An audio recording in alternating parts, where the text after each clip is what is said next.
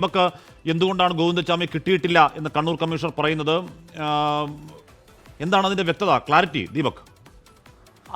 കിട്ടിയിട്ടില്ല എന്നുള്ളത് തന്നെയാണ് കണ്ണൂർ കമ്മീഷണർ അതുപോലെ തന്നെ ഈ അന്വേഷണത്തിന്റെ ചുമതലക്കാരനായ DIG Kannur range DIG Yathish ചന്ദ്രയും പറയുന്നത്. അതായത് സമാനമായ ഗോവിന്ദച്ചാമിയെ പോലുള്ള ഒരാളെ കണ്ടു എന്നുള്ള വിവരമാണ് പങ്കുവെച്ചത്. പക്ഷേ എന്നാൽ അത് ഗോവിന്ദച്ചാമി ആയിരുന്നില്ല എന്നുള്ളത് വേണം നമുക്കിപ്പോൾ അനുമാനിക്കാൻ. ഏതായാലും കിട്ടിയിട്ടില്ല എന്ന് പോലീസ് ഉറപ്പിച്ചു പറയുന്നു. മാത്രമല്ല സമാന്തരമായി ഇൻ്റലിജൻസ് സംവിധാനത്തിലും നമ്മൾ അന്വേഷിച്ചു. സ്റ്റേറ്റ് ഇൻ്റലിജൻസും കിട്ടിയിട്ടില്ല എന്നാണ് സ്ഥിരീകരിക്കുന്നത്. പക്ഷേ എന്നാൽ കണ്ണൂർ നഗരത്തിൽ തന്നെ ഉണ്ട് എന്നുള്ള സംശയവുമുണ്ട്. കാരണം ഇതിൽ ഏറ്റവും പ്രധാനപ്പെട്ട കാര്യം 1 മണിക്കാണ് ജയിലിൽ കട്ടിംഗ് നടന്നത് എന്ന് ജയിലിലെ CCTVയിലുണ്ട്. 1:15 1:30 1:15 കട്ടിംഗ് പൂർത്തിയായി എന്നുള്ളതാണ്. അപ്പോൾ തന്നെ പുറത്തേക്ക് ചാടി എന്ന് അനുമാനിക്കാം. മറ്റൊന്ന് CCTV ദൃശ്യങ്ങളിൽ ഏതാണ്ട് 3:30 മണി വരെ നമുക്കിപ്പോൾ 24 CCTV ദൃശ്യങ്ങൾ പുറത്തുവിട്ടിട്ടുണ്ട്. അതിൽ ഈ നടന്നു പോകുന്ന ദൃശ്യങ്ങളുണ്ട്. തെല്ലും കൂസലില്ലാതെ ഹാഷ്മി പറഞ്ഞതുപോലെ ഒരു കൊടും കുറ്റവാളി രാജ്യത്തെ സംസ്ഥാനത്തെ പോലീസ് സംവിധാനത്തെ വെല്ലുവിളിച്ചുകൊണ്ട് നടന്നു നീങ്ങുന്ന ദൃശ്യം. മാത്രവുമല്ല ദൃശ്യങ്ങളിൽ മറ്റൊരു കാര്യം, ഇയാൾ കൈ മറച്ചു വയ്ക്കാൻ വേണ്ടി ജയിൽ മേധാവിയും സ്ഥിരീകരിക്കുന്നു. ജയിൽ മേധാവി ബൽറാം കുമാർ ഉപാധ്യായ നേരിട്ട് CCTV പരിശോധിച്ചിരുന്നു. അതിലൊരു തുണി ബാണ്ടക്കെട്ടാക്കി കയ്യിൽ വെച്ചിരിക്കുന്നു, ഒരു കവർ പോലെ. അതായത് കൈയില്ല, ഒറ്റക്കയ്യനാണ് എന്ന് മനസ്സിലാവാതിരിക്കാൻ വേണ്ടിയുള്ള, അത് ഗോപ്യമാക്കി വെക്കാൻ വേണ്ടിയുള്ള ഒരു നീക്കം നടത്തിയിരിക്കുന്നു. ഇങ്ങനെ സമാന സ്വഭാവത്തിൽ ഒരാളെ കണ്ടു എന്നാണ് കണ്ണൂരിലെ ഈ DCC ഓഫീസ് തളാപ്പ് പരിസരത്തുള്ളവർ പറഞ്ഞത്. പക്ഷേ എന്നാൽ പോലീസ് സ്ഥിരീകരിച്ചു പറയുന്നു, ഇതുവരെയും പോലീസിന് ഈ ഗോവിന്ദച്ചാമിയെ കിട്ടിയിട്ടില്ല. മാത്രവുമല്ല എത്രയും വേഗം കിട്ടുക എന്നുള്ളതാണ് പോലീസിനെ സംബന്ധിച്ചിടത്തോളം ലക്ഷ്യം. അതുകൊണ്ട് തന്നെ ഇത്ര മണിക്കൂർ കൊണ്ട് പിടിച്ചു എന്നുള്ള ക്രെഡിറ്റ് പോലീസിന് ലഭിക്കേണ്ടതുകൊണ്ട് എത്രയും വേഗം കിട്ടാൻ വേണ്ടിയുള്ള ശ്രമം തുടരുകയാണ്.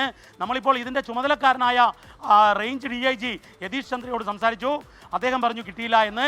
മറ്റൊന്ന് കണ്ണൂർ കമ്മീഷണർ അതൊരു ഫോൾസ് ഇൻഫർമേഷൻ ആണ് എന്ന് ഔദ്യോഗികമായി തന്നെ അദ്ദേഹം പറയുകയും ചെയ്തു. അതായത് ഗോവിന്ദച്ചാമിയെ പോലീസിന് കിട്ടി എന്നുള്ള വിവരം ശരിയല്ല എന്ന് സ്ഥിരീകരിക്കുകയുമാണ്. പക്ഷേ അതേ സമയത്ത് തന്നെ തിരച്ചിൽ വ്യാപകമാക്കുന്നു. മലബാറിലെ എല്ലാ ജില്ലകളിലും തിരച്ചിൽ. നേരത്തെ തന്നെ സംസ്ഥാന പോലീസ് മേധാവി DGP രവതാ ചന്ദ്രശേഖർ 24നോട് പറഞ്ഞിരുന്നു.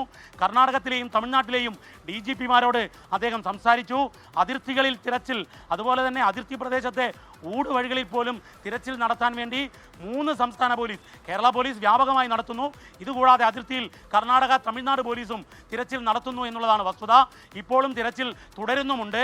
ഗോവിന്ദച്ചാമിയെ ഇതുവരെ പിടികൂടാനായിട്ടില്ല എന്നുള്ളതാണ് വസ്തുത. ഹാഷ്മി, അത് പിടികൂടിയിട്ടില്ല എന്നാണ് പോലീസ് ഇപ്പോൾ പറയുന്നത്. പോലീസിന്റെ പ്രധാനപ്പെട്ട ആളുകൾ, അവിടുത്തെ റേഞ്ച് ഏജ് അടക്കമുള്ള പ്രധാനപ്പെട്ട ആളുകളാണ് അത് ദീപക് ധർമ്മടത്തോട് ഇത്തരത്തിൽ പിടികൂടിയിട്ടില്ല, അത് ഫാൾസ് ഇൻഫർമേഷൻ ആണെന്ന് പറയുന്നത്. നമുക്കറിയാം ഇത് വലിയ ആകാംക്ഷയിൽ നമ്മൾ നിൽക്കുകയാണ്. ആകാംക്ഷയിൽ മാത്രമല്ല വലിയ ആശങ്കയിൽ നമ്മൾ നിൽക്കുകയാണ്. അടുത്ത ഒരുപക്ഷെ കേരളം എന്നല്ല രാജ്യം തന്നെ കണ്ട ഏറ്റവും വലിയ കൊടും കുറ്റവാളികൾ ഒരാളാണ് ഗോവിന്ദച്ചാമി. അയാൾ കണ്ണൂരിലെ അതീവ സുരക്ഷാ ജയിലിൽ നിന്നും ജയിൽ ചാടി എന്ന് പറഞ്ഞാൽ ഇത് ഉറപ്പായും അതിൽ അന്വേഷണമൊക്കെ ഉണ്ടാവണം. എങ്ങനെയാണ് ഒറ്റക്കൈയുള്ള ഒരാൾക്ക് ബലമുള്ള ജയിൽ കമ്പി അങ്ങനെ ആരും കാണാതെ, ഒരു കുഞ്ഞു പോലും കാണാതെ, CCTVയുടെ കണ്ണിൽപ്പെടാതെ, ഒരു പോലീസുകാരനും കാണാതെ, ഒരു സഹതടവുകാരനും കാണാതെ ആ ജയിലിൻ്റെ അഴികൾ മുറിച്ചു മാറ്റാൻ കഴിയുക? എങ്ങനെയാണ് അവിടെ നിന്ന് അയാൾക്ക് ഇറങ്ങി വരാൻ കഴിയുക? എങ്ങനെയാണ് അയാൾക്ക് ഈ പറയുന്ന ബ്ലോക്കുകൾ മറികടക്കാൻ കഴിയുക?